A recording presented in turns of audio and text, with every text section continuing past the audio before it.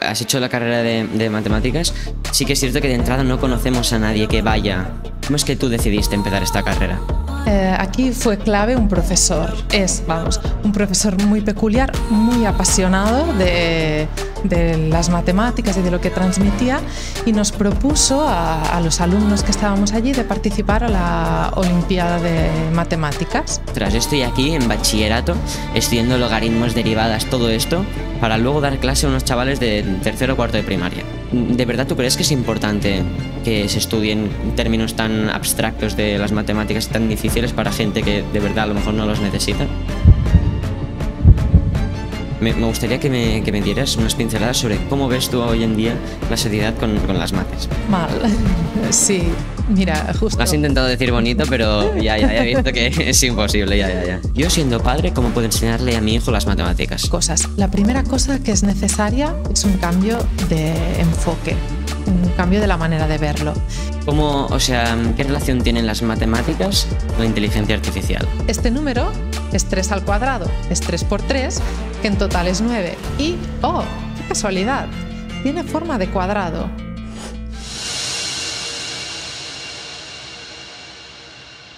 Bienvenidos al podcast por y para estudiantes. El día de hoy tenemos una invitada muy pero que muy especial y muy peculiar porque vais a ver que es una persona un poco distinta a las que hemos traído anteriormente, y es que hoy os traigo a una matemática de carrera y aparte también tiene un doctorado en explicación de matemáticas. O sea, ella enseña a futuros profesores a cómo dar matemáticas. Luego también seguramente ya la habréis visto por redes sociales que tiene unos vídeos muy virales sobre mates, que ya veréis que es una crack explicando matemáticas. Ahora nos va a enseñar algunos trucos también y todo.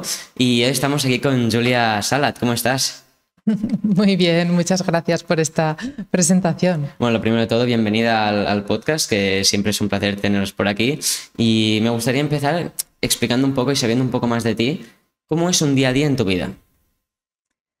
Pues mira, habitualmente me levanto muy temprano, antes de las 7. Regularmente, y lo que me gusta hacer justo al despertarme es salir al jardín, poner los pies en la hierba, ver la luz del día, que me toque la luz del día, y a partir de ahí empieza la mañana. Acompañando siempre a mi hijo, entonces pues es preparar desayuno, contar cuentos, igual lo podemos ir combinando con su papá, pues haciendo yoga ahora al uno, ahora al otro. Y después de esta preparación matutina, digamos, ¿no? Como que cada uno se va a sus tareas, al cole, a trabajar, a lo que sea. Y la mañana me gusta dedicarla, si doy clases, pues a dar las clases, y si no, en labores de investigación o de preparación de clases o de preparación de, pues eso, de redacción de artículos científicos o de lo que sea. Luego la tarde me gusta dedicarla también a tareas que para mí son un poco más lúdicas, aunque puedan seguir estando, o más ligeras, aunque sigan estando vinculadas al trabajo, como por ejemplo leer algún libro o contestar correos o hacer así tareas que para mí me resultan un poco más ligeras. Y después estar también con mi hijo, estar al aire libre, hacer ejercicio físico. A veces pues quedamos con amigos, con niños o sin niños, ¿no? Y así la tarde, y luego pues ya por la noche recogernos y prepararnos para el día siguiente. Luego también, antes de empezar un poco más a entrar en detalle, me gustaría agradecerte que nos has adaptado este espacio para que podamos grabar el podcast, que como ya habréis visto, pues que no estamos en el set oficial del podcast, sino que estamos en sitio de grabación que usáis vosotros para hacer vuestras cosas y todo, pero que nada, que está muy chulo y que muchísimas gracias por dejárnoslo. Luego, claro, he dado antes unas pinceladas, pero me gustaría que me contases tú qué es lo que haces, a qué te dedicas. Principalmente a formar maestros. O sea, doy clases en la universidad, en el grado de educación primaria, y la asignatura que doy es de matemáticas, de cómo enseñar matemáticas a los niños de primaria. ¿Haces también clases en institutos o lo que sea de profesores? No. Te dedicas plenamente a esto, ¿no? Sí, actualmente sí. ¿Y qué tuviste que estudiar para llegar aquí? Para dar clases en la universidad necesitas pues un grado, ahora yo tengo una licenciatura, pero ahora es un grado, un máster y luego un doctorado también, aunque puedes empezar en la figura del profesor asociado sin ese doctorado. Para consolidarte sí que son necesarios esos estudios. Y tú, claro, tú has estudiado la carrera de matemáticas, supongo, ¿no? Sí, yo estudié matemáticas. Cuando terminé la carrera no tenía muy claro hacia dónde encaminarme y me surgió la oportunidad de dar clases en la universidad. Entonces, como que me empezó a llamar la atención, porque para mí la educación siempre ha sido algo muy importante, ¿no? Pero tenía ciertas reticencias a entrar a dar clases en el sistema educativo que yo conocí, que yo viví, porque para mí no es como, o sea, no es lo que debería ser, ¿no? No es lo óptimo que podría ser. Pero en la universidad me di cuenta de que allí podía como sembrar semillas, ¿no? de ver las matemáticas y de ver la educación de una manera distinta. Y ahí, o sea, entrar fue como empezar a verlo. No sabía cuál sería esa nueva manera, ¿no? Pero empezar a verlo y empezar a formarme de manera autodidáctica y luego también pues con otros referentes, ¿no? Oye, y tú, claro, has hecho la carrera de matemáticas, es una cosa completamente... O sea, sí que va mucha gente, pero que sí que es cierto que de entrada no conocemos a nadie que vaya. O sea, la primera cosa que te dicen es, yo qué sé, o ADE o física o biología, pero nadie te dice quiero ser matemático, quiero estudiar matemáticas. ¿Cómo es que tú decidiste empezar esta carrera? Aquí fue clave un profesor que cambió el rumbo de mis estudios, ¿no? El profesor que tenía en bachillerato era un profesor muy peculiar, muy apasionado de las matemáticas y de lo que transmitía, y nos propuso a los alumnos que estábamos allí de participar a la Olimpiada de Matemáticas. Y entonces yo allí empecé a descubrir unas matemáticas distintas, porque los problemas de la Olimpiada de Matemáticas son problemas de verdad. Son situaciones para las que no has estado preparado para resolverlas. Así es como un matemático muy famoso, Polya, define lo que son los problemas, ¿no? Una situación para la que el alumno no ha sido preparado. Entonces, a mí eso me fascinaba. Yo sacaba muy buenos resultados en matemáticas, pero esos problemas de la Olimpiada Matemática no los sabía resolver, pero es que algunos no los sabía resolver ni el profesor. Y eso a mí me fascinó, de decir, wow, hay algo...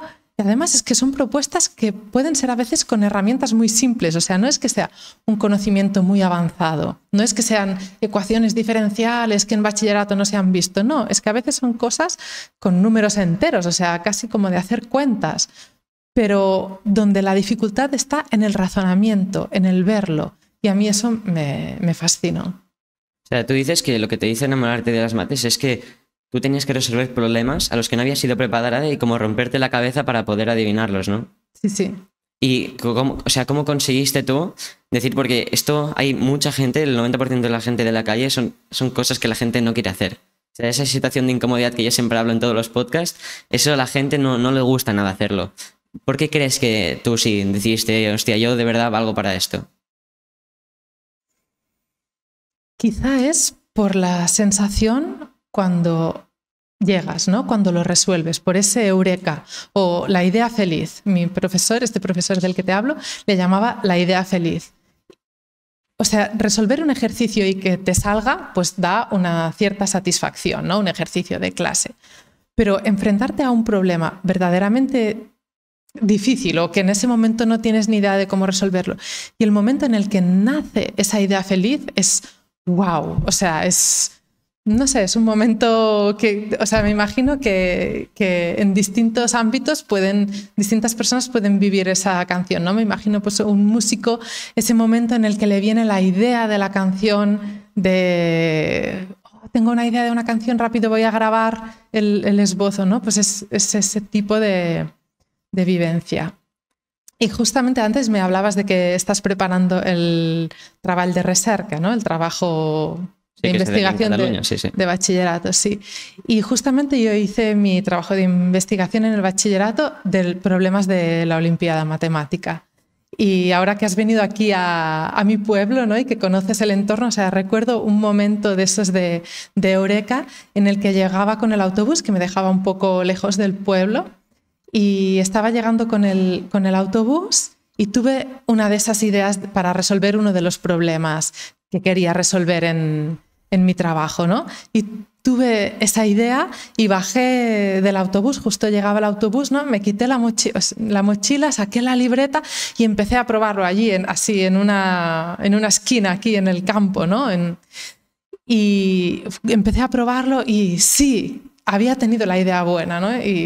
Y bueno, pues esas vivencias me llevaron a estudiar matemáticas. O sea, creo que me parece lo más curioso que nunca había escuchado. O sea, creo que de invitados que se apasionen por algo, creo que o sea, eres la persona que más me ha sido como un poco... O sea, es un caso muy particular de alguien que... Coño, o sea, nunca había escuchado nada así de que de verdad esa situación como de estrés, de incomodidad, porque realmente es eso. Hay mucha gente que con los problemas de clase ya, ostras, un logaritmo, una no sé qué, wala, se me hace una bola. Claro que tú te guste de verdad enfrentarte a eso, de verdad, o sea, quiere decir que eres una persona con mucha fuerza quiere decir, de resolver esto o lo que sea. Pero antes de hablar un poco más de esto, de más encarar las mates, me gustaría que me contaras, pues, ahora mismo tu trabajo, que es enseñar a profesores. ¿Cómo es este trabajo? Enseñar a profesores de universidad, pues, futuros profesores es una tarea muy, muy difícil. ¿Cómo es para ti enseñarlos? Mira, yo doy clases a los estudiantes de primero, o sea, justo han terminado el bachillerato y entran en la universidad. Algunos han hecho algún ciclo o han probado alguna carrera y han decidido cambiar, pero son minoría. La mayoría vienen directos del bachillerato. Y además yo doy una asignatura del primer cuatrimestre, ¿no? Entonces justo llegan. Y a mí verlos llegar con esa ilusión así de, por primera vez estoy escogiendo algo importante de mi vida, ¿no? No digo que antes no haya decisiones importantes, ¿no? Pero yo creo que elegir la carrera sí que da mucho esa sensación de voy a elegir una parte importante del camino que seguiré recorriendo, ¿no? Entonces, para mí, recibirlos así es un regalo, me encanta. Esa es una parte. Luego hay otra parte también que muchos llegan a la universidad con la idea de ser maestros dentro de 4 años y van siguiendo a curso por año, pero una parte importante de ellos han tenido muy mala experiencia con las matemáticas. Hay ideas como o que no les gustan o que no se les dan bien o incluso hay falta de conocimientos. Este curso, por ejemplo, tenía algunos alumnos, o sea, no sé, 3, 4, que se quedaban muy sorprendidos con la fracción 5/3. O sea, no entendían cómo era posible 5/3. Y lo intentaban representar, les producía como un choque. Eso es una falta de conocimiento importante, porque es un conocimiento que van a enseñar en primaria. Entonces, es un reto grande. O sea, hay esta parte de mucha ilusión, pero también hay una parte de reto importante. Sí. Oye, y yo, por ejemplo, ahora que me ha gustado mucho que has dicho estos dos casos, hay 2 chicas de mi clase que quieren hacer la carrera de magisterio porque quieren ser profesoras de primaria y dicen, ostras, yo estoy aquí en bachillerato estudiando logaritmos, derivadas, todo esto, para luego dar clase a unos chavales de 3º o 4º de primaria. ¿De verdad tú crees que es importante que se estudien términos tan abstractos de las matemáticas tan difíciles para gente que de verdad a lo mejor no los necesita? Esta es una pregunta muy buena y es una pregunta, mira, en mi tesis doctoral hice una entrevista a mis alumnos y en un grupo focal, era un grupo reducido de ellos, ¿no? Y salió muchísimo ese tema. Y había varios alumnos que decían, ¿no? Ostras, es que si no me sirve, quizá en 3º de la ESO ya podría decidir no estudiar matemáticas porque ya no lo necesito. Y a mí eso, me crea una señal de alarma bastante grande y es el hecho de que el conocimiento lo veamos solo por si nos va a ser útil o no nos va a ser útil. Y de fondo hay un poco esa idea de que si no me sirve, de fondo hay la idea de que aprender no gusta. Y a mí eso me parece algo muy grave. sea, no pondría tan el foco en si realmente son necesarios los logaritmos o no lo son. Seguramente no lo son los logaritmos necesarios para enseñar en primaria, pero lo que sí que me parece eso de señal de alarma es de decir, bueno, es que si no me va a servir para nada, no me interesa. ¡Wow! Sí, o sea, no puedo estar más de acuerdo contigo de que aparte del conocimiento, quiero decir, yo por ejemplo, si fuese profesor, yo debería saber como mucho más que mis alumnos para poderme defender de todo lo que me preguntan o de todos los retos que estoy predeterminados a responder. Pero sí que es cierto esto, que claro, no te puedes conformar así. O sea, el conocimiento es conocimiento y al fin y al cabo no ocupa lugar, como es la frase esta. Pero claro, luego por otra parte, gente, por ejemplo, que quiere ser abogada, yo creo que también es importante que aprendan matemáticas, porque las matemáticas para mí no son tres números que se suman, se multiplican o se restan. No. Es o sea, es una forma de enfrentarte a un reto. Y este reto en este caso es con números. El reto, por ejemplo, en castellano es, yo qué sé, coges un poema y tienes que analizarlo. Y cuál es el significado de este poema. Y todos estos retos que nos ponemos pues, a nosotros mismos de resolver este problema o no, para mí de verdad que son muy, muy importantes porque, lo que he dicho, estas situaciones de incomodidad son las que te hacen crecer como persona. Cada vez como me gusta mucho que, por ejemplo, en Bola de Drag, en Dragon Ball, bueno, lo conocerán muchos como Dragon Ball, claro, decía Vegeta cuando entraba en la serie, claro, decía, hostia, yo soy un super guerrero y cada vez como que me machacan, me vuelvo más fuerte a la siguiente. Y esta me parece como, o sea, en matemáticas esto se aplica tal cual. O sea, tú tienes un problema que no sabes resolver, te pegan un ostión, pero luego te vuelves más fuerte y el mismo problema lo sabes resolver y uno más complicado también. Me parece como muy curioso esto, que también me gustaría preguntarte cuál es la forma para ti de ver las mates. Si es como esta que me refiero yo de más como un reto o lo que sea, o unos números ahí puestos que tienes que resolver.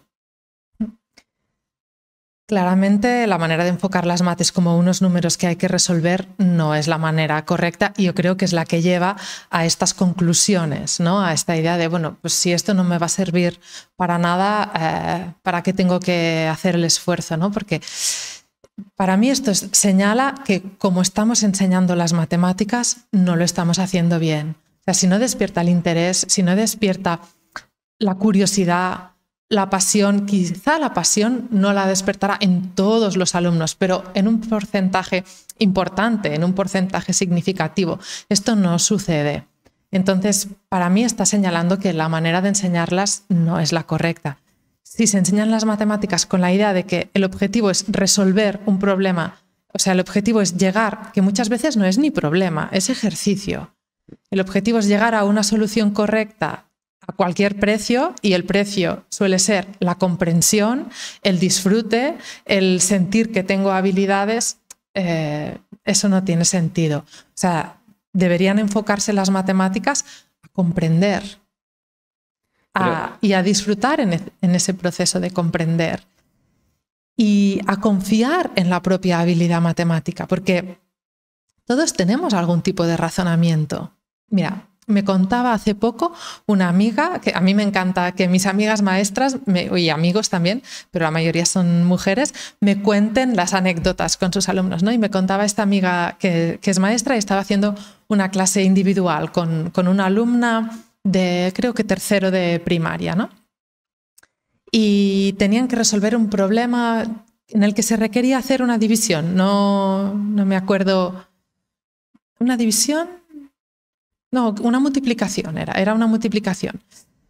No sé, me lo invento, ¿vale? Un poco, pero pues alguien invita pues 9 personas a su cumpleaños y a cada persona pues les va a dar 4 bocadillos, por decir algo. ¿Cuántos bocadillos necesitan total, no? Y esta alumna, para resolverlo, pues se inventó su método, ¿no? Y lo dibujó, pues dibujó las personas, los bocadillos, tal, contó a su manera, porque son 36, o sea, seguro que encontró alguna estrategia para ir un poco más rápido, ¿no? Y llegó a su solución, pero sabía que para que le puntuaran correctamente el ejercicio tenía que poner una multiplicación. Entonces ella sabía que el resultado era 36, borró su procedimiento y buscó alguna operación que diera 36. 6 por 6, 36. Y claro, le contaron el problema como incorrecto, ¿no? Porque la operación que te lleva a ese resultado es 9 por 4 y no 6 por 6. Pero entonces yo digo, pero ¿por qué tiene que dar como solución 9 por 4? ¿Por qué no sirve su manera de contarlo, su manera de resolverlo? O sea, estamos anulando la manera que surge natural. Entonces, cuando esto se hace repetidamente, pues la gente piensa que no se le dan bien las matemáticas. ¿A esta niña podemos decir que no se le dan bien? Yo creo que no. O sea, yo creo que tiene sus herramientas y sus procedimientos para llegar a una solución, para resolver ese problema, ¿no? Pero cuando exigimos que todos lo hagan de una determinada manera, las personas que su manera natural no es hacerlo de esta manera, pues ya están fuera de la partida. Y entonces ya hay como esa idea de que hacer matemáticas es aplicar unas cosas muy extrañas que están muy desvinculadas de mi manera de pensar y de un pensamiento intuitivo y de un pensamiento lógico, que cuadre con mi propia lógica. Y también, ¿cómo ves tú? Me gustaría que me dieras unas pinceladas sobre cómo ves tú hoy en día la sociedad con las mates, porque sí que es cierto que es como la asignatura un poco más tabú, porque catalán, castellano, inglés o todo esto, bueno, a todo el mundo entre comillas se le da bien, pero mates es como la asignatura así que más que dices, hostia, es que buah, ahora mate, no sé qué. ¿Cómo ves tú a la sociedad estudiantil dentro de esta asignatura? Mal, sí, o sea, mira, justo. Lo has intentado decir bonito, pero ya he visto que es imposible, ya. Sí, o sea, no en todas las personas, ¿no? O sea, yo me encuentro, claro, como hablo de matemáticas, pues me encuentro muchas personas que me dicen, ay, a mí me gustan o no me gustan. Y sí, hay muchas personas que les gustan y también hay muchas personas que no les gustan y que lo han pasado mal. Y creo que está como muy polarizado, ¿no? No me encuentro esas personas así de, bueno, pues neutral, ¿no? Ni fu ni fa. Y el número de personas que lo pasan mal creo que es más elevado y creo que lo pasan realmente mal. O sea, mira, justo esta semana pasada estaba vigilando los exámenes de selectividad y en el único examen en el que salió gente llorando fue en el de matemáticas, pero no este año, el anterior y el anterior y el anterior. Se da ese bloqueo. Ya te digo que yo la causa es lo que te hablaba antes, ¿no? O sea, creo que viene muy de atrás, que no es en secundaria, o sea, creo que viene de la primaria. Vale, pero tú esto, ¿por qué crees que pasa que a la gente no le gustan? ¿Qué debe ser el profesorado que no explica bien? ¿Los alumnos que a lo mejor son, las generaciones van siendo como más tontos y no le entienden tanto? ¿A qué crees que se debe esto? Antes puntualizar que creo que no es algo actual. O sea, que las matemáticas generan este rechazo es algo que ya pasaba hace 20 años. Sí, pero pueden tener este rechazo, pero que se te den bien o no. ¿Sabes? O sea, yo, por ejemplo, yo qué sé, historia no me genera. O sea, digo, es una asignatura que, bueno, ni fu ni fa, pero se me da bien y sé hacer las cosas. Pero claro, matemáticas, la gente que de verdad no le gusta es la gente que suspende o saca muy mala nota. Entonces, claro. Claro, porque esto es una rueda, ¿no? O sea, no consigo dar con el resultado que me piden, ¿no? Entonces tengo la sensación de que no se me dan bien. Entonces aquí incluso se puede desarrollar lo que se llama ansiedad matemática.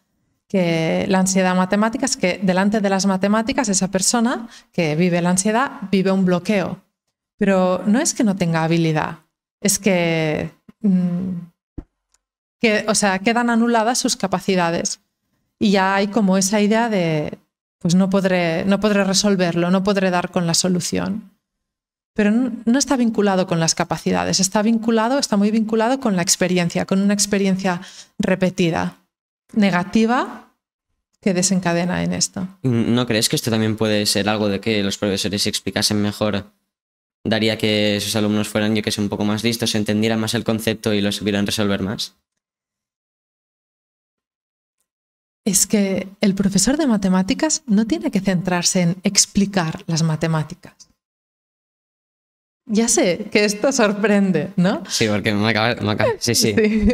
Porque la manera adecuada de dar la clase de matemáticas es plantear situaciones que haga que los alumnos piensen, que los alumnos busquen esa situación, que indaguen, o sea, que que les llamen la atención. Lo que me sucedió a mí con los problemas de la Olimpiada Matemática, esto debería suceder ya desde muy chiquitos. O sea, es más plantear retos que no dar explicaciones. Pues me parece muy, muy curioso que justo digas esto, porque ahora acabo de conectar un par de cosas. Y es que yo este año he tenido una profesora que la había tenido en segundo de la ESO, pero no me acordaba mucho. Y es que ella nos explica un poco la teoría para saber resolverlo, pero rápidamente nos pone, bueno, os pongo aquí este ejercicio, lo hacemos 10 minutos para resolverlo y luego lo resuelvo yo. Entonces, claro, tú aplicas más la teoría directamente a un problema que tienes in situ en el momento. Y claro, esto yo creo que también puede ser que sea lo que ha hecho como que despierte un poco más mi conocimiento sobre matemáticas, que antes no me gustaba tanto. Y ahora encarar un poco también un tema más la gente, bueno, los estudiantes a los que tú das clase. ¿Tú cómo enseñas las mates? Yo no les enseño matemáticas, yo les enseño cómo enseñar matemáticas. Vale. Igualmente, o sea, sí me he explicado mal, pero me refería a eso, sí. Pero digo o sea, que sí, quiero decir, es distinto. Es muy distinto, sí. Entonces, por ejemplo, una cosa esencial es presentarles los materiales manipulativos para aprender matemáticas, ¿no? Y hay algunos de ellos cada vez más, o sea, a medida que van pasando los años, cada vez me encuentro más alumnos que dicen, sí, nosotros esto lo usábamos en la escuela, pero también muchos que no los han usado nunca. Y hay materiales que es que cuando los ves dices, qué genialidad. Por ejemplo, los bloques de base 10, que es un material que sirve para comprender el sistema de numeración, o sea, para comprender que en el número 202, el 2 del 200 es distinto del 2 de las unidades, ¿no? Esto a nosotros ahora nos parece muy obvio y lo tenemos muy integrado, pero produce mucha confusión, sobre todo cuando están aprendiendo, por ejemplo, a hacer sumas, a hacer restas con estos números, ¿no? Entonces hay un material que es tan simple como que las unidades pues es un cubo pequeño de 1 centímetro de lado, las decenas es una barrita que son 10 de esos, la centena es un cuadrado de 10 por 10, o sea que son 100 de 100 unidades y el millar pues es un cubo grande que son 1000, ¿no? Si trabajas los números, o sea, si cuando se están aprendiendo los números se está asociando con este material, estás entendiendo esa numeración, esa manera de escribir, que además es que es muy refinada, o sea, necesitamos un montón de años para llegar a esa conclusión, la humanidad. Con lo cual, si el ser humano ha necesitado tanto tiempo para llegar a esa conclusión, es que es algo un poco complejo. Si lo acompañas de algo que permite comprenderlo, es que allanas el camino muchísimo. Pues esa es una de las cosas que hacemos mucho, ¿no? Ver esos materiales, por ejemplo, les pongo distintas actividades, o sea, ponemos los materiales distribuidos en el aula con distintas actividades y ellos pues se van moviendo por el aula usando esos materiales, viendo cómo se podrían utilizar, pensando otras maneras de usarlos, ¿no? O, bueno, planteando dudas, hablando entre ellos. Esta es una de las cosas. Luego también vemos alguna parte pues, más teórica de bases de didáctica de la matemática. Y luego una actividad que les gusta mucho es que es uno de los trabajos de la asignatura que dura pues, varias semanas, es que tienen que diseñar una actividad que luego aplicaremos en una escuela, ¿no? Entonces, primero o nos vienen a visitar los maestros de la escuela o vamos nosotros a ver cómo trabajan en la escuela. Colaboramos con 2 escuelas que trabajan con metodologías activas, entonces a muchos les sorprende ver cómo funcionan en esa escuela. Luego, habiéndolo visto, diseñan una actividad ellos por grupos pequeños y lo último es que la aplicamos con los niños. Vale, pero esto, ahora, claro, es un muy buen método para enseñar a dar matemáticas, pero claro, realmente luego en la práctica yo creo que no se aplica eso al 100%, porque muchos profesores no tienen ni idea de cómo enseñar. La formación inicial es insuficiente, eso también es una conclusión a la que llego, ¿no? O sea, te digo que llegan futuros maestros que no tienen los conocimientos matemáticos de lo que se va a ver en primaria, no todos, pero hay algunos que es así, Entonces, en una asignatura tenemos que ver los conocimientos y cómo enseñarlos. No da para eso. Entonces, aquí hay distintos enfoques, ¿no? Algunos compañeros de profesión plantean, ¿debería ser más estricto el acceso? O sea, ¿deberíamos pedir que la gente que entre al grado de magisterio les gusten más las matemáticas de lo que les pasa a algunos? ¿O no? Este es un planteamiento, ¿no? ¿O debería haber más horas de formación en didáctica de las matemáticas? Este podría ser otro planteamiento, que de hecho unos años atrás justamente lo que se proponía era quitar horas en los grados de educación de los que se dedican a las didácticas específicas. O sea, justamente lo contrario de este planteamiento. Realmente es un problema complejo y yo no tengo la solución, ¿no? De cómo debería abordarse. O sea, yo estoy allí como en mi parcela y allí intento dar lo mejor. Y para mí, si despierto la curiosidad, si despierto el interés en ver que las matemáticas pueden ser de otra manera y en que sigan indagando, sigan buscando, investigando, formándose, para mí este sería como el éxito. Y entrando un poco en tu carrera, en lo que estudiaste, claro, esto aquí era necesario hablar de esto, pero claro, en tu carrera, nadie, o sea, tú le preguntas a la gente de la calle qué se estudia en matemáticas y no saben qué se hace ahí. Una carrera tan larga ¿qué son 4 años también? ¿Son 4 años? O... Cuando yo la hice eran 5, pero ahora son 4. Sí. Bueno, 4 o 5, bueno, oscila entre ahí. Claro, en esta carrera, ¿qué se estudia? Porque, claro, o sea, yo tengo una asignatura que es matemáticas, que hago 4 horas a la semana, y yo qué sé, hago logaritmos, exponenciales, derivadas, límites. Pero claro, en una carrera como esta, tanto contenido ahí para que se estudie, ¿qué se estudia aquí? Si respondo matemáticas, no te estoy respondiendo tu inquietud, no. ¿Verdad? Sí. Claro, es que son muy amplias las matemáticas. Y fíjate que incluso habiendo estudiado la carrera de matemáticas, tengo la sensación de que sé muy poco. Porque luego pues te metes en temas de investigación y yo no he hecho investigación matemática y allí es cuando profundizas en cada una de las ramas, ¿no? Pero pues hay una asignatura pues dedicada, ¿no? Estoy pensando por ejemplo en las asignaturas de primer curso, pues en una está dedicada a la álgebra, ¿no? Entonces no sé si quizá en primer de bachillerato todavía no has visto las matrices. No, es en segundo. Es en segundo, ¿no? Pero pues te dedicas a eso, ¿no? Pero no matrices, o sea, matrices de qué tamaño, pues de mida n, que significa de cualquier tamaño, ¿no? O sea, y allí amplías un montón. Luego, otra asignatura dedicada al cálculo, que se llamaba cálculo o se llamaba análisis, ya no me acuerdo, ya hace unos cuantos años, pero más dedicada pues a lo que serían las derivadas, las integrales y todo este campo, ¿no? Luego abres campos nuevos, como la matemática discreta, que es una asignatura que está dedicada a trabajar con... Discreta significa que no es continua, o sea, que trabajas solo con, por ejemplo, con números enteros, con números naturales, ¿no? Y ahí hay una profundidad increíble, ¿no? Y es apasionante. Y otra en la que podría haber algo de programación.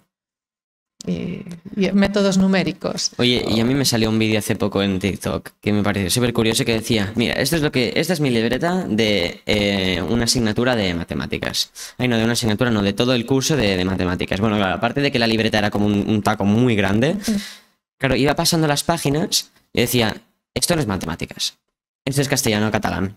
Porque aquí no hay números. Ya. Es todo letras. O sea, todo letras. Y quiero decir, yo por ejemplo también, yo entré este vídeo lo vi antes del primer de bachillerato, ahora justo lo he acabado. Y claro, yo decía, yo trabajaba mucho con números, pero ahora trabajo también mucho con letras. Entonces, claro, o sea, ¿realmente esto es así? Sí, realmente es así. De hecho, hay el chiste, o sea, entre los matemáticos que lo hacemos, ¿no? A veces alguien que te comenta, has estudiado matemáticas, ¿cuántos números? ¿No? Y dices, no, es de letras la carrera de matemáticas. ¿Cómo? ¿Qué permiten las letras? Generalizar. O sea, cuando tú haces algo con un número, es ese número el que está operando, ¿no? Pero cuando lo haces con una letra, es en general. Lo que te decía ahora de matrices de tamaño n, ¿no? N es una letra. que permite decir que esto que te estoy diciendo servirá para cualquier tamaño de matriz. Ostras, me parece muy, muy curioso esto de que... Pero claro, como... Y por ejemplo, yo veo una ecuación, vale, tiene una letra. Bueno, o dos, depende... Bueno, generalmente una. No vamos a ser aquí muy estos. Pero claro, si en una ecuación, si en una ecuación o en una operación tienes un montón de letras, ¿cómo puedes llegar al resultado de saber cada una de ellas? Es muy complicado. Claro, luego hay una cosa muy bonita también, que es que hay letras que acostumbran a representar números conocidos. Por ejemplo, la letra A, la B, la C, las del inicio del abecedario. No tendría por qué ser así, pero normalmente representan números conocidos. Entonces, en tu resultado, si dices esto da A, estás diciendo esto da este número. ¿Qué número? No sé, el que tú quieras. Pónmelo, o sea, pon el número que quieras, es el número A. Quizá lo puedes relacionar con la fórmula para resolver una ecuación de segundo grado, ¿no? Menos b más menos la raíz cuadrada de tal, tal, tal. Estos números indican los coeficientes pues, de x cuadrado, de x y del término libre, y son números conocidos que tú después vas a aplicar. Y luego las letras, habitualmente de final del abecedario, ¿no? Pues la X, la Y, o puede haber, pues yo que sé, también una W, a veces también la S, la T, depende del contexto, pues son letras, son las incógnitas, ¿no? Las que te gustaría conocer el resultado. Oye, y también yo por ejemplo, imagínate, yo soy padre. Tengo un chaval que tiene 10 años y otro que tiene 6. Y los dos van muy mal en matemáticas. O sea, no dan ni una, ¿vale? Yo siendo padre, ¿cómo puedo enseñarle a mi hijo las matemáticas? Es una muy buena pregunta y sé que es una pregunta que puede inquietar mucho a las familias, ¿no? Aquí hay varias cosas. La primera cosa que es necesaria es un cambio de enfoque, un cambio de la manera de verlo. Para mí es muy importante que se mantenga la confianza en las habilidades de ese niño. Porque yo hago muchas veces este paralelismo, ¿no? Imagínate un niño que a los 14 meses no camina. ¿Pensaremos que ese niño no sabrá caminar, que caminar no se le da bien?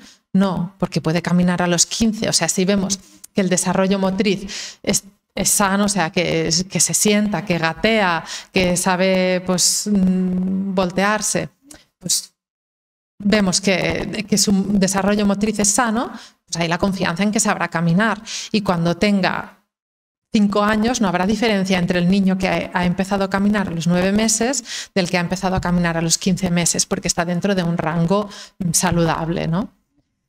¿Qué pasa con las matemáticas? Que a veces cuando un niño no está haciendo lo que creemos que debería estar haciendo en ese momento, ¿no? Porque queremos que todos los niños aprendan los números a la misma edad, que aprendan la suma con llevadas a la misma edad. Entonces allí ya pensamos que a ese niño no se le da bien.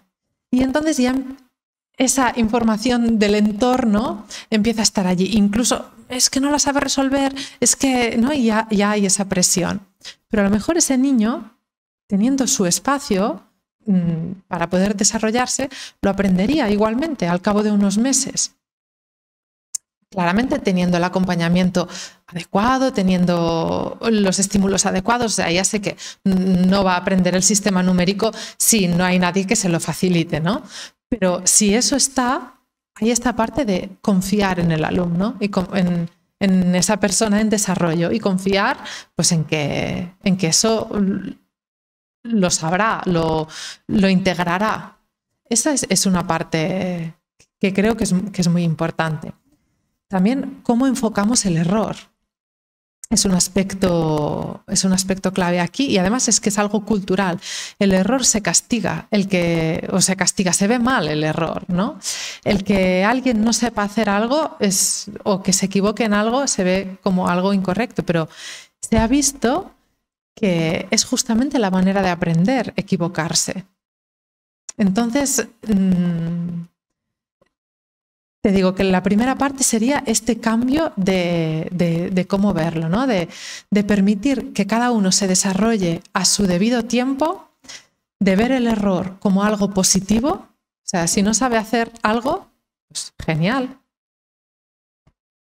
Es el punto de partida para construir, para aprender, ¿no? Ahora tú me dirás si estás de acuerdo conmigo con esto. Y es que, bueno, es un poco también lo que tú has explicado, ¿no? Claro, entramos en primero de bachiller, ¿vale? Y en primero de bachiller se dan, yo qué sé, logaritmos, funciones, derivadas, exponenciales, todo esto, ¿no? Yo, por ejemplo, ahora en primero he hecho 7 temas, ¿no? Te voy a decir ahora los 7 porque no me acuerdo tampoco. Pero aquí yo, por ejemplo, no sabía hacer logaritmos. No sé, yo no, o sea, a mí me cuesta mucho trabajar con potencias. Antes fuera de cámaras te lo he explicado, pero me cuesta muchísimo, ¿vale? Claro, y yo, si una persona lo ha pillado a la primera eso, ¿por qué yo debería estar haciendo lo mismo que él si yo aún la base no la he entendido suficiente? ¿Sabes? Y esto, claro, tú también me lo decías con esto de caminar, ¿no? Que a lo mejor a uno le cuesta 9 meses y al otro le cuesta 15. Claro, ¿por qué en la escuela no puede ser así? Porque a lo mejor yo exponenciales no lo puedo hacer en segundo y lo tengo que hacer en primero. Puede ser así en la escuela. No lo es en muchas escuelas, pero hay algunas que sí. Antes te hablaba de estas escuelas con las que colaboramos y en una de ellas, en la etapa de primaria. En bachillerato, yo sé que hay una presión que se llama selectividad y entonces entiendo que los profesores están muy ligados a eso, ¿no? Pero creo que también si cambiamos la visión, si cambiamos la cultura desde pequeños, desde toda la ESO, ¿no? Es algo que luego podría trasladarse al bachillerato. Pero te cuento de esta escuela que aplican esto en la etapa de primaria. Trabajan por propuestas. Entonces, cuando llegan los alumnos el lunes a la escuela, el maestro, la maestra les dice las propuestas que tienen esa semana. Mira, de lengua tenéis estas 3 propuestas, de matemáticas tenéis estas 2, de lo que sea, ¿no? De naturales tenéis esta otra, ¿no? Y les presentan las propuestas. Entonces, ellos se autogestionan durante toda la semana y hacen cuando quieren la propuesta que quieren. Estas propuestas están muy bien diseñadas, o sea, detrás hay un trabajazo de los maestros increíble. Estas propuestas están gradadas, entonces con un código de colores hay distintos niveles de dificultad. Entonces todos los alumnos empiezan por el nivel más sencillo, ¿no? Que es el amarillo. Y son autocorregibles, tienen la respuesta generalmente detrás o quizá hay que abrir para ver la respuesta, depende del formato.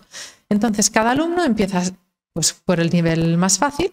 Si ve que lo sabe hacer, pasa al siguiente. Si ve que lo sabe hacer, pasa al siguiente. Y al final de la semana, pues en los cursos más bajos de primaria, simplemente lo que hacen es colorear. Tienen una ficha donde pone matemáticas, lengua, lo que sea. La propuesta concreta, pues colorean hasta el nivel al que han llegado de esa propuesta, ¿no? De esa actividad. Claro. O sea, a mí cuando me lo contaron, aluciné. Este es un cambio increíble. Es una escuela que 2 años atrás pues, seguía el método de clase magistral, más o menos, ¿no? Con variaciones. Hicieron esta apuesta de este cambio a toda la primaria, a los 6 cursos de la primaria. ¿Esto qué permite? De entrada, cada alumno puede seguir su ritmo y estar en el nivel en el que lo está comprendiendo. Esto por una parte. Luego, por otra parte, el profesor puede hacer atención individualizada. Esto es increíble. O sea, ¿por qué individualizada? Porque están todos con su tarea. Entonces puede ir a los que tienen duda o puede juntar 4 o 5 que en ese momento tienen una misma duda común, ¿no? Y resolverla. Pero resolverla en el momento en el que surge la duda. No explicar algo en general a todos que unos todavía no lo entienden, que otros ya han llegado a esa conclusión y se están aburriendo, ¿no? Y hay solo unos cuantos a los que realmente les está sirviendo. Pues con esta metodología es distinto. Entonces, esto se puede hacer. Pero, ¿y entonces por qué en institutos, no sé, en otros institutos o en primaria, por qué no se hace? Porque esto, claro, por ejemplo, mi hermana no va a esta escuela porque ella no lo puede hacer. O sea, ¿sabes? Estas cosas así dices... porque es un cambio. O sea, enseñar de una manera distinta. Yo se lo digo a los alumnos que tengo en la universidad, que tienen un reto muy grande porque van a tener que enseñar de una manera distinta a la que ellos aprendieron. Bueno, van a tener que enseñar, o sea, yo confío en que van a enseñar de una manera distinta, sobre todo los que dicen que mi experiencia no fue buena. Entonces, si tu experiencia no fue buena, tendrás que hacer cosas distintas para que la experiencia de tus alumnos sea distinta. Entonces, pues aquí hay un reto añadido, ¿no? De cambiar esta inercia, esta tendencia. ¿Por qué no se hace? No sé, ya te digo, no sé si es pues por esta cultura, ¿no? Por seguir haciendo lo que se está haciendo, porque requiere de hacer un cambio y este cambio pues requiere de trabajo, requiere de aprendizaje, requiere de... Sí, requiere más... Requiere más esfuerzo, ¿no? Quizá más... Mira, es que requiere más esfuerzo, pero en realidad luego yo creo que es menos esfuerzo. ¿Por qué? Porque es un esfuerzo de entrada, ¿no? Pero luego, o sea, enseñar a niños, a alumnos, a jóvenes que están desmotivados es durísimo. O sea, para mí es terrible. ¿No? Porque no te siguen, están por otra cosa, no les interesa, hay alboroto en clase. Entonces, elegir el camino fácil es más difícil a la larga. En cambio, elegir el fácil, digo, el de seguir lo que marca el libro, ¿no? Que es como un camino fácil, o sea, te lo tienes que preparar poco. Pero luego elegir el camino de preparártelo más es mucho más esfuerzo de entrada, pero luego cuando lo tienes preparado es que disfrutas, es que te sientes satisfecha, ¿no? Para mí vale la pena. Otra pregunta que te quería comentar es que a mí, por ejemplo, yo soy muy malo en lenguas. O sea, bueno, inglés por suerte no tanto, por el tema de la escuela que iba antes o lo que sea, pero sobre todo catalán y castellano, o sea, yo los tengo con una cruz marcada porque se me dan fatal, fatal, fatal. Pero yo el año pasado en una reunión que tuve con mis padres y mi tutora, que me daba catalán, claro, ella me dijo, oye, ¿a ti cómo es posible que te gusten las mates y los números y todo, pero catalán se te dé mal si es que es lo mismo? Claro, yo me quedé flipando porque digo, ¿cómo es lo mismo? O sea, es completamente distinto. Pero me dijo que no porque sigue un procedimiento, como en el de matemáticas. O sea, entonces, ¿cómo relacionas tú las lenguas con las mates?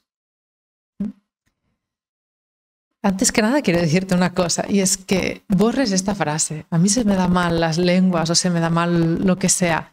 ¿Por qué? O sea, de entrada no es verdad. Porque si se te diera mal la lengua, no podrías tener esta elocuencia que tienes para conducir un podcast. O sea, pero porque es diferente esto.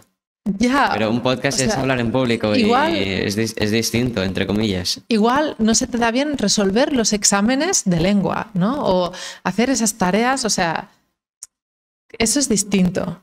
Luego, también es que lo digo, por eso digo que hay que cambiar como la cultura de cómo lo vemos, ¿no? Igual lo que te digo de que tu ritmo es distinto, pero eso no significa que se te dé bien o se te dé mal, ¿vale? No conozco tu caso, no sé exactamente, pero podría haber estas cosas detrás. O sea, estaría bien cambiar este vocabulario. Pero me preguntabas la relación entre la lengua y las matemáticas. Y es una pregunta que me gusta mucho, porque a mí me gustan mucho las lenguas. O sea, aprender otras lenguas, por ejemplo, me gusta muchísimo. Y me gusta también, me gusta la literatura, ¿no? Son dos cosas que siempre me han gustado mucho. Y a veces me he encontrado con este comentario de, uy, pero tú eres como muy de lengua, ¿no? ¿Cómo puede ser que seas matemática? Así como si tuvieran que ser dos cosas distintas. Y el paralelismo que yo le veo es la estructura, ¿no? De la gramática, por ejemplo.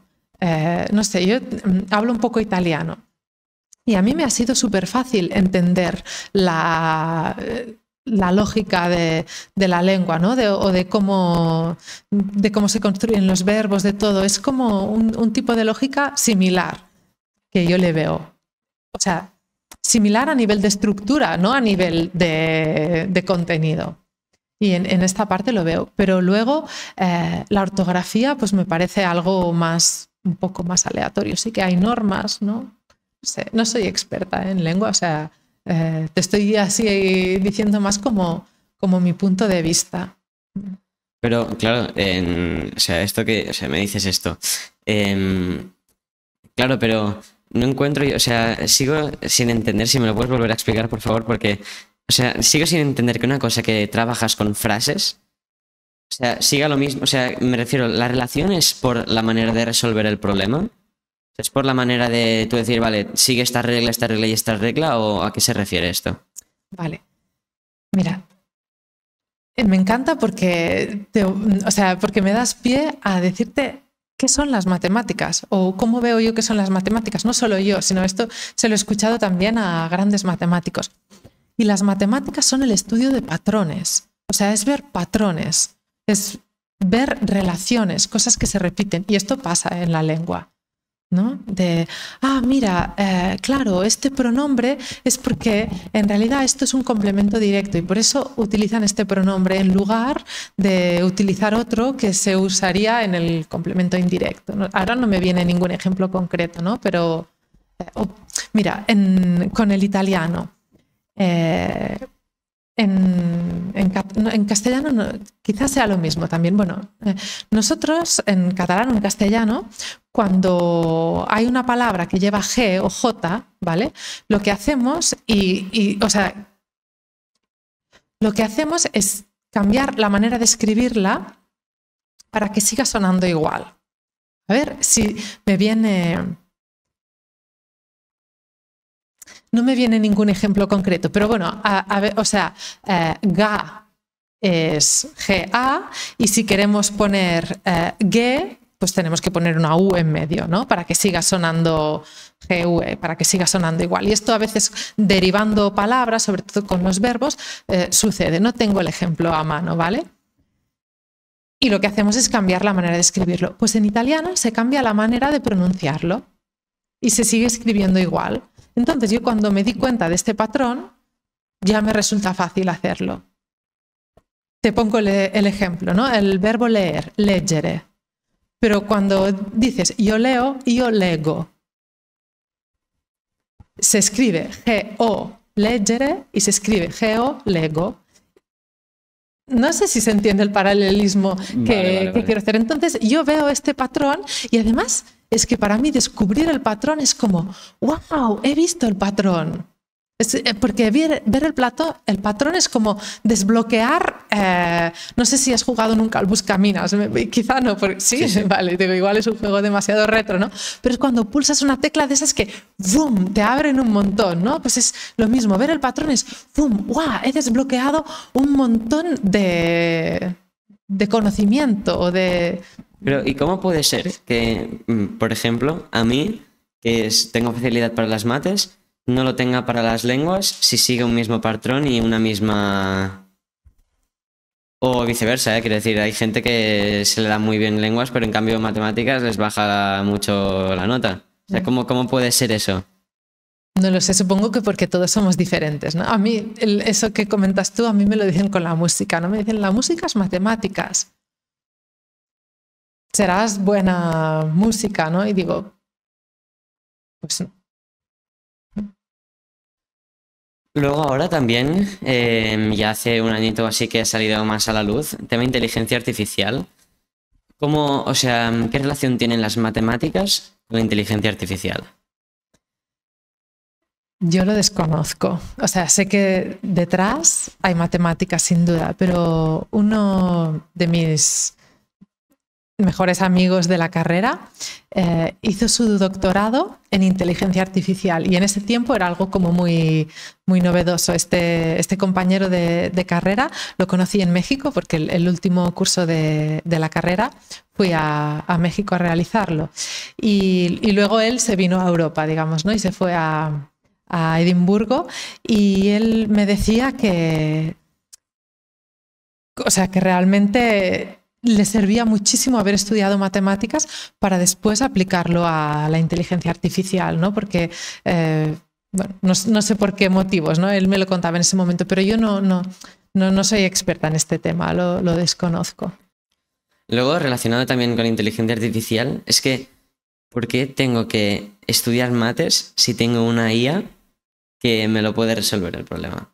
Y aquí, perdona, otra vez que te corto antes de la respuesta, y es que el otro día me salió un vídeo en ingeniería aeroespacial que decía, hostia, yo tengo aquí este problema que los profesores no me lo pueden resolver por no sé qué, por X motivo, yo tampoco tengo el conocimiento suficiente y no soy tan listo como para llegar a resolverlo. Le pregunto a ChatGPT, tampoco me lo responde, miro 1000 cosas, no me lo responden. O sea, un chaval que lleva más de una semana para sacar un problema y tú dices, hostia, entonces a lo mejor sí que la IA sí que tiene límites, ¿no? Quizá, pero bueno, más a escala más pequeña. ¿Por qué debería? O sea, ¿por qué debería aprender mates si tengo una IA ahí?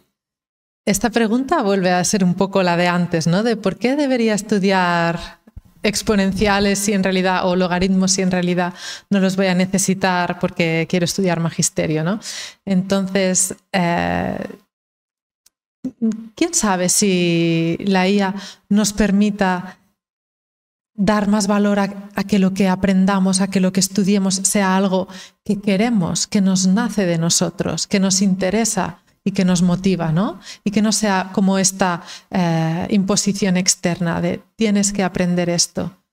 O sea, más bien la pregunta podría ser ¿por qué tengo que estudiar esto? Sino ¿por qué voy a querer estudiar esto? ¿Por qué voy a querer aprender esto si en realidad hay alguien que me lo resuelve? Y yo creo que esta pregunta sí que da respuestas más interesantes. Y te pongo un ejemplo para que se entienda un poco. Yo cada semana escribo un correo reflexionando sobre temas de matemáticas, que por cierto, quien quiera puede apuntarse en juliasalat.com. Y para escribir estos correos yo siempre busco alguna anécdota, algo que me inspire, ¿no? Pero a veces cuando estoy escribiendo, pues algún día me falta así como redondear el final, ¿no? O hay alguna parte que la veo que es así como densa, digo, ay, me gustaría que fuera un poco más ligera, ¿no? Y en alguna ocasión lo he puesto en ChatGPT para ver, ¿no? Y que me lo haga, ¿no? Es como, wow, las primeras veces que lo hacía era como, wow, mira, qué giro le ha dado a esta redacción, ¿no? Me encanta. Pero lo he hecho varias veces y llega un punto que digo, pero ahora no me siento capaz de hacerlo. No es que no me sienta capaz, ¿no? Pero siento como menos... Sí, que si te quitan esa herramienta, menos habilidad. Algo de... Sí, o sea, como que me apoyo en que ya lo hará y ya me esfuerzo menos, ¿no? Y a lo mejor solo hago como un esquema y que me lo escriba. Y ha llegado un punto que he dicho, no, es que no quiero usarla, esta herramienta, para esto concreto. O sea, luego otro día tenía que mandar una instancia al ayuntamiento y yo no tengo ningún interés en saber hacerla por mi cuenta. Me va perfecto que me haga la estructura una IA, ¿no? Pero esta parte que es como, wow, que yo escribo algo que me inspira, que me motiva, que comparto algo, que lo hago pues porque me apetece y me gusta, ¿no? No quiero que una máquina me quite este trabajo, quiero hacerlo yo, aunque haya esfuerzo, ¿no? Y aunque no siempre sea fácil. Y hablando de trabajo, ¿cuál dirías que de toda la parte de matemáticas que has estudiado, cuál dirías que es la branca, diríamos aquí en catalán, que más te gusta? La rama que más me gusta... claro, hace mucho tiempo que no lo toco ya, ¿no? Porque se quedó allí. Pero hablando de matemáticas puras, a mí me gustaba mucho la parte de álgebra y la parte de topología. Y ahora la parte en realidad que me apasiona es la parte de educación matemática, que no son matemáticas puras, pero sí que está vinculado con las matemáticas. Y históricamente, en las mates, ¿ha habido alguien que dices, hostia, este tío ha hecho algo muy importante para ellas sí, algo así? Que digas, hostia, alguien ha hecho un descubrimiento apoteósico. Sí, han habido muchísimos, ¿no? Y de hecho los nombres que quizás suenan en un aula, ¿no? Cuando dicen, mira, los ejes cartesianos, ¿no? Eso viene de Descartes, que fue quien los utilizó por primera vez, ¿no? O quien los planteó por primera vez. Sí, han habido muchos, han habido muchísimos. Pero ya que veo que tienes esta curiosidad como por personajes históricos, me gustaría mencionar a una mujer que fue la primera matemática que ganó la medalla Fields. La medalla Fields es como el Nobel, el premio Nobel de matemáticas. No existe el premio Nobel en matemáticas y este es como el premio así de más reconocimiento. Y ella fue Mariam Mirjani, una mujer de Irán. Y justamente, bueno, a mí me hace, o sea, cuando descubrí su biografía y cuando descubrí esto, me hizo muchísima ilusión. Yo desde mi figura pequeñita, ¿no? O sea, ella es enorme dentro del mundo de las matemáticas, porque su interés por las matemáticas empezó. Ella estaba en una escuela en Irán, ¿no? Y con una amiga suya descubrieron unos problemas que les ponían a los chicos que las chicas no hacían, no podían resolver. Y eran problemas de la Olimpiada de Matemáticas. Y entonces ellas pidieron a los profes que también querían hacerlos y también querían participar. Y participó y ganó. O sea, ganó a nivel mundial, ¿no? O sea, porque va por fases, ¿no? Pues, no sé si de región, de país, y luego hay pues la internacional. Y a raíz de ahí pues estudió el doctorado en matemáticas y en Stanford, creo, y bueno, y acabó ganando este premio, ¿no? Y, no sé, me parece, o sea, su ejemplo, su vida es una historia que me parece muy, muy inspiradora. También porque las matemáticas que ella trabajaba, que me decías antes, no hay números, ¿no? Pues ella trabajaba con dibujos. Una teoría, o sea, complicadísima. Yo nunca he entrado, no he ni llegado a entenderla, ¿no? O sea, imagínate unas matemáticas súper avanzadas, donde todo eran dibujos. Claro, conceptos. Y extrapolando, claro, hemos hablado un poco históricamente esta personaje que, hostia, seguro que ha tenido como una trayectoria muy, muy bonita. Pero claro, a día de hoy, redes sociales. Quiero decir, tú decidiste montarte el canal de Instagram. ¿Con qué finalidad? ¿O por qué causa? Pueden ser el principio de causalidad o de finalidad, ¿cuál de los dos?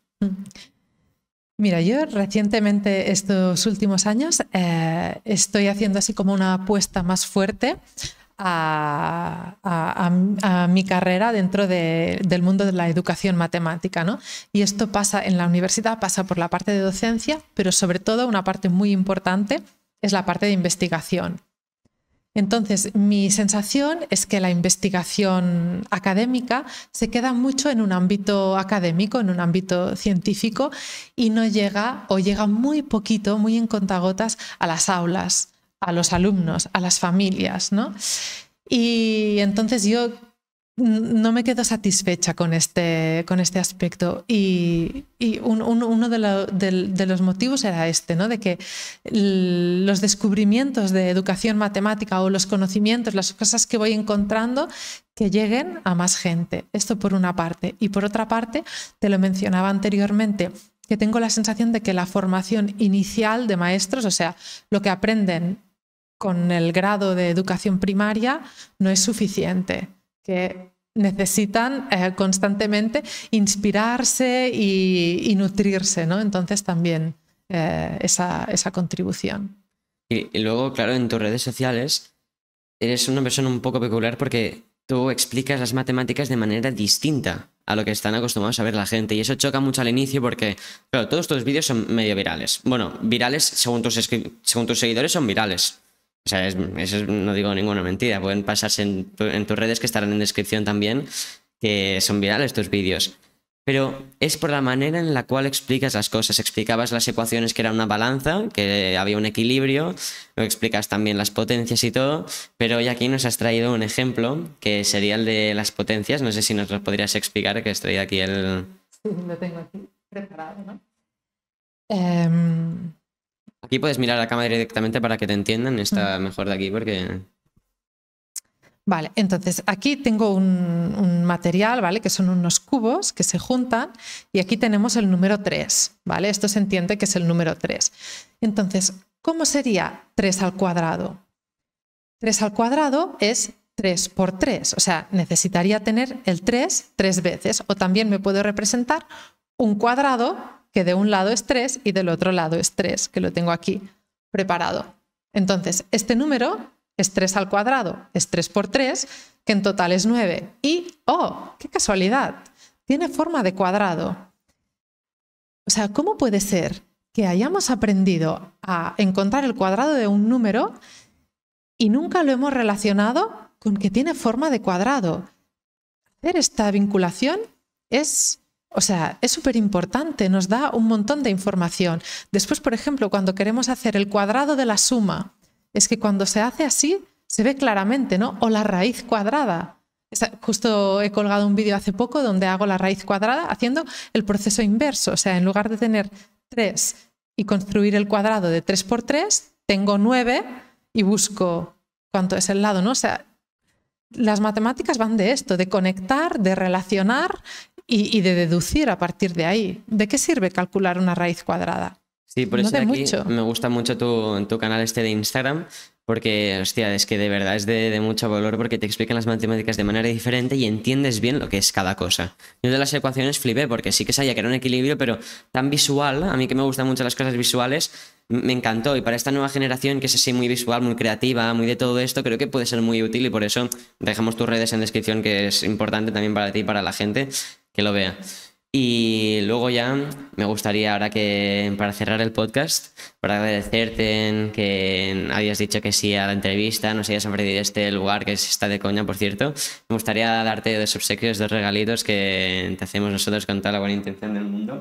Anda. El primero de todo es este de aquí. Oh, vaya, gracias.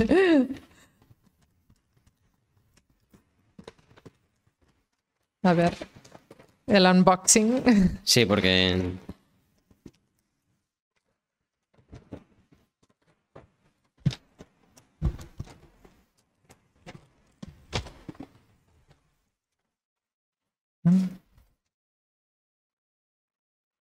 Anda, mira, una camiseta.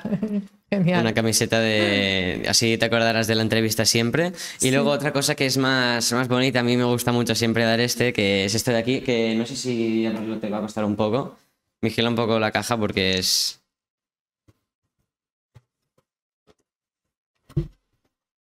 Es como un problema a resolver, ¿no? Sí, esto se puede aplicar también a las mates, ya verás aquí ahora que... Si no, cogemos unas llaves o lo que sea y...